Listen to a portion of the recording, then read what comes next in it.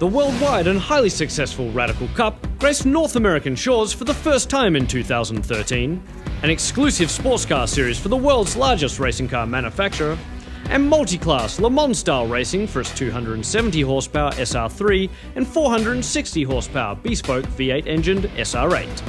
By the time the season's final green flag had waved at New York's Monticello Motor Club, over 40 competitors from across North America, gentlemen drivers and the sport's current and future stars, had set out to claim two class championships and some very impressive prizes. It's an honor to be a part of this series.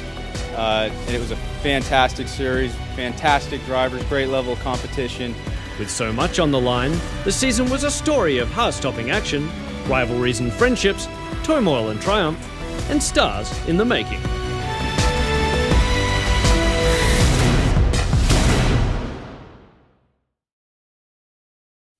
The desert and snow-capped mountains of Utah provided a scenic backdrop to rounds 1 and 2, and it was game on from the get-go, as drivers ran 3 and 4 wide.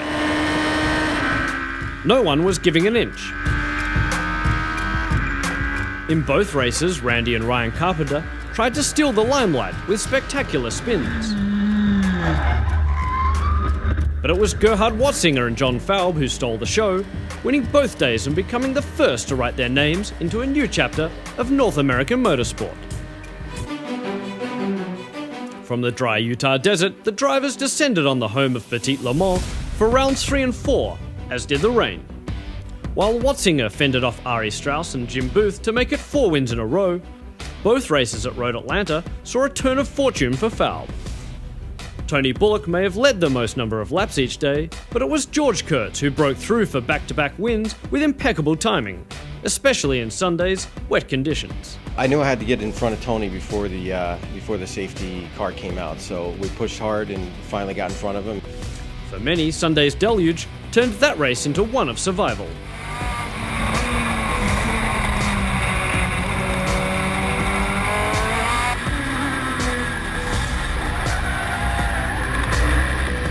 The big news out of Atlanta was that while Bullock didn't have a win to his name, he was a championship contender.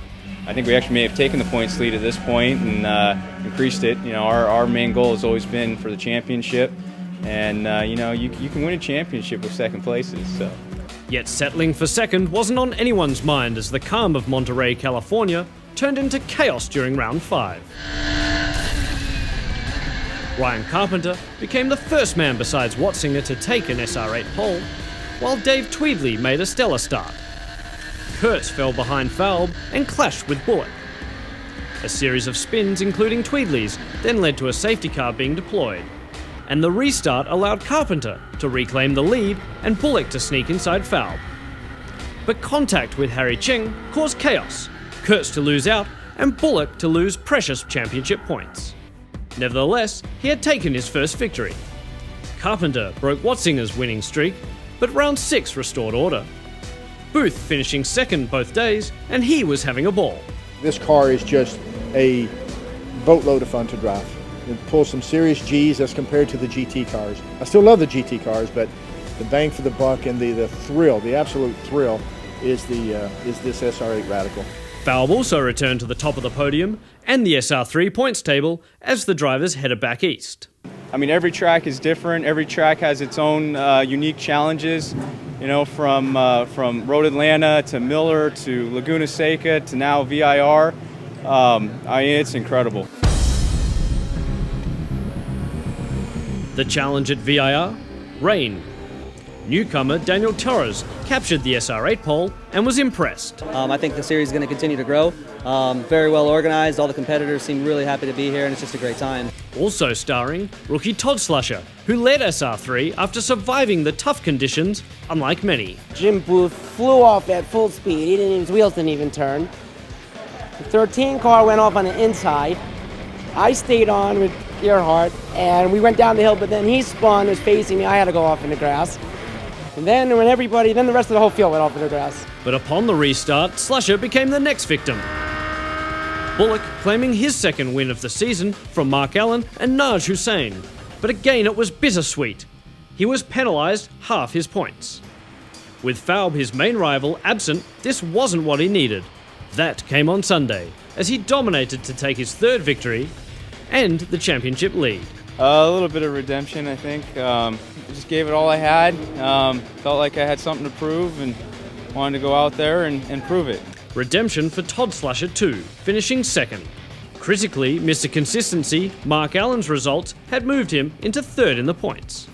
On the flip side, Watzinger's Saturday dream turned into a nightmare, a puncture preventing his second win of the weekend. Yeah, well, that's what Mario Andretti said. Racing is a humbling experience, right? Booth left to fend off Torres for the win. And I'll tell you what, Jim gave me a run for my money. He's a hard guy to pass. Yeah, I wanted to get one of these wins this year. That battle was just a warm-up for the penultimate event at Autobahn Country Club. Le Mans star David Hannemer Hansen came out to play, and along with Corey Lewis, went straight to the front. Still under the watchful eyes of the stewards, Bullock was timid, and the returning Falve overtook him on track and in the points, before going side by side with Hansen for the SR3 lead.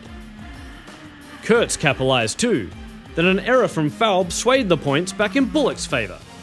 The train behind John Morris's SR8 allowing Falve to claw back through. Hansen clinched the win, Falve the championship lead. Responding on Sunday, Bullock stole second from Kurtz, but he couldn't catch Falve. With Lewis's demise, Watzinger added 2 more wins to his score. He shared his podiums with Booth, Morris and Strauss. Well, you have guys here who are ready to step to the next level. And there are guys running here in the top times who could jump in tomorrow into a prototype in an ALMS, and I bet they'd be competitive.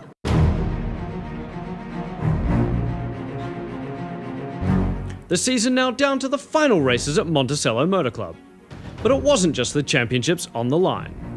Booth was determined to take the final 2 wins. Coached by Colin Braun, Watzinger was unfazed. He's pretty optimistic.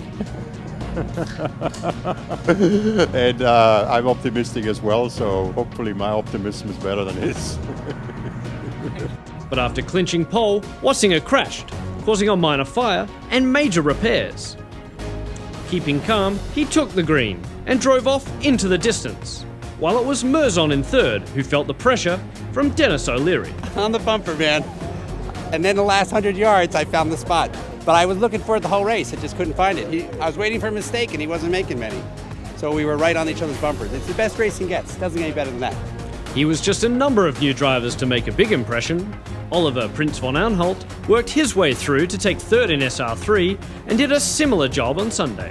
Going through the field, that's the fun. I mean, I have to say I've driven hundreds of races. Those 2 were probably my favorite races of all of them. His results helped Kurtz close in on Allen, still third in the championship points, as did Ron Eckart's Sunday qualifying performance. Well, there's 4 of us within a second. I just pipped Mark by 4 1,000, so, and he's pretty quick, so we're going to have a pretty good race today, I think. Allen was optimistic. George is definitely faster than I am normally, but I'm going to give it all I got to see if I can hold my standing. Kurtz unsure. Well, with our races, you never know what's going to happen. His prediction coming true with a heavy hit for Peter Strasser. Allen's grasp on the final title trophy slipping through his fingers as the double yellows went out and the Prince made an illegal pass. Kurtz taking to the podium to claim second in the race and third in the championship. But the day and the year belonged to the race winners. With Falbe choosing to race in Europe, Bullock could have cruised, but instead he dominated both races, stamping his authority on the championship with 5 wins to Falbe's 4. I would like to say to John Falbe, congratulations. The word is he got 3rd place in the Euro Cup, and my hat's off to him. I'd like to thank him for doing a good job representing us out there.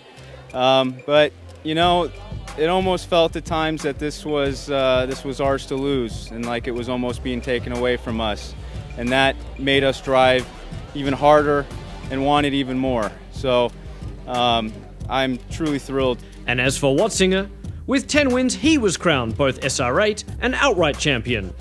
He wasn't just going to race in Europe, but to test a Le Mans car as well. This was kept me going. Yeah? I mean, both these prices are absolutely fantastic.